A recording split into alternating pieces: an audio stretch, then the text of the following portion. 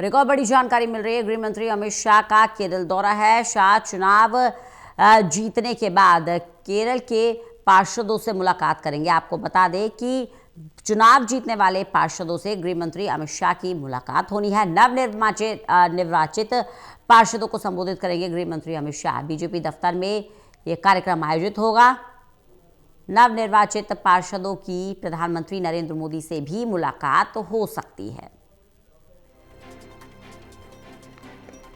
ललित नारायण कांडपाल हमारे साथ, हमारे असिस्टेंट एडिटर जुड़ गए हैं। ललित, भारतीय जनता पार्टी अपने विजय रथ को दक्षिण की तरफ बढ़ाते हुए और इसी कड़ी में जब पार्षदों ने जीत दर्ज करी है केरल के अंदर, तो उनसे भी मुलाकात का कार्यक्रम है, उनका भी मनोबल बढ़ाना है और ये जिम्मेदारी गृह मंत्री अमित शाह ले रहे हैं।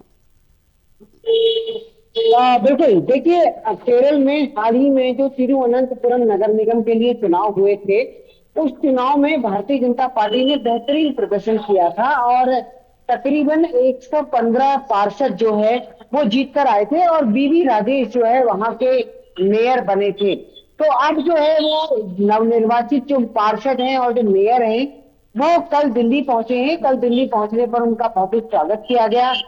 उसके साथ ही जो है आज गृह मंत्री अमित शाह जो है उनसे मुलाकात करने वाले हैं। इससे पहले कल हमने देखा था कि बीजेपी अध्यक्ष नितिन नवीन ने भी उनसे मुलाकात की थी और मुलाकात करने के बाद जो है उन्होंने भी काफी उत्साहित बातें कही थी। इसके अलावा आज जो है गृह मंत्री अमित शाह का संबोधन होने वाला है। अब से थोड़ी देर में गृह मंत्री अमित शाह बीजेपी दफ्तर पहुंचने वाले हैं और बीजेपी दफ्तर पहुंचने के बाद गृह मंत्री अमित शाह जो है वो नवनिर्वाचित पार्षदों को संबोधित करेंगे।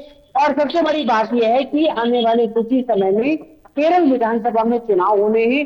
उन चुनावों को देखते हुए गृह मंत्री अमित शाह का ये संबोधन काफी महत्वपूर्ण माना जा रहा है। जी बिल्कुल। साथ ही साथ प्रधानमंत्री नरेंद्र मोदी से भी मुलाकात की संभावना है नवनिर्वाचित पार्षदों की।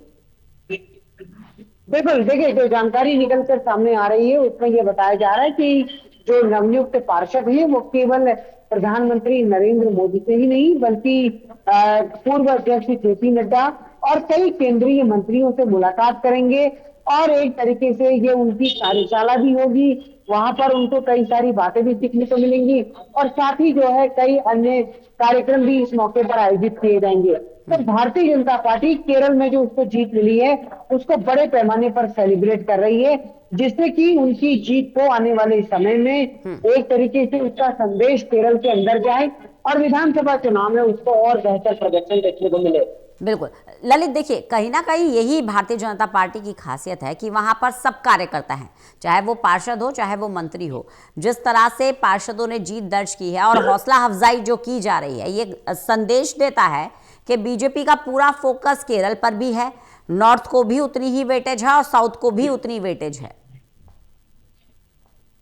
बिल्कुल, देखिए नॉर्थ को भी उतनी ही वेटेज है और साउथ को भी उतनी ही वेटेज है। जिस तरीके से जो है हमने देखा है कि इससे पहले जो है नॉर्थ में तो भारतीय जनता पार्टी की कई राज्यों में सरकार है ही, लेकिन सबसे महत्वपूर्ण बात रीजनल साउथ को लेकर है, क्योंकि भारतीय जनता पार्टी चाहती है कि साउथ में भारतीय जनता पार्टी का मुख्यमंत्री बने। खुद गृह मंत्री अमित शाह एक बार केरल के दौरे पर ये जाकर कह चुके हैं कि उनका सपना है कि केरल में भारतीय जनता पार्टी की सरकार बने और यहाँ भारतीय जनता पार्टी का मुख्यमंत्री बने, ताकि यहाँ भी कमल खिल सके। तो भारतीय जनता पार्टी उसी कोशिश में लगी हुई है।